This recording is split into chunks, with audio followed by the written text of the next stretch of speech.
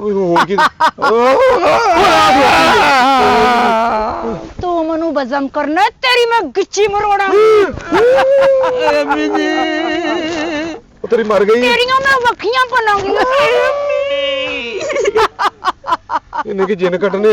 ਇਹ ਤੇ ਹੁਣ ਆਪਣੇ ਕਢਾਊਗਾ ਤੇਰੀਆਂ ਮੈਂ ਲੱਤਾਂ ਤੋੜਾਂਗੀ ਉਹਨੇ ਧੋਤੀ ਪਾਈ ਆ ਲੱਤਾਂ ਹਿਸਾਬ ਨਾਲ ਤੋੜੀ ਤੂੰ ਟੁਰਿਆ ਮੈਨੂੰ ਬਜ਼ਮ ਕਰਨ ਵਾਸਤੇ ਤੇਰਾ ਮੈਂ ਲੱਕ ਤੋੜਾਂਗੀ ਬਾਬੇ ਦੀ ਇਹ ਲੱਤਾਂ ਵੀ ਲਾਉਣੀਆਂ ਬਾਵਾ ਵੀ ਲਾਉਣੀਆਂ ਬਾਬੇ ਦਾ ਸਰਾਣਾ ਜਿਹਾ ਬਣਾ ਦੇਣਾ ਇਹਨੇ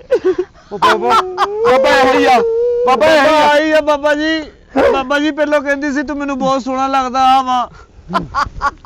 ਤੇਰੀ ਵਜ੍ਹਾ ਤੋਂ ਕਈ ਭੁੱਲ ਆਇਆ ਅਗਲਾ ਤੇਰੇ ਮੈਂ ਆਨੇ ਬੋਰ ਕੱਢਾਂਗੀ ਹੁਣੇ ਹੀ ਤੇਰਾ ਕਰਨੀ ਆ ਇਲਾਜ ਮੈਂ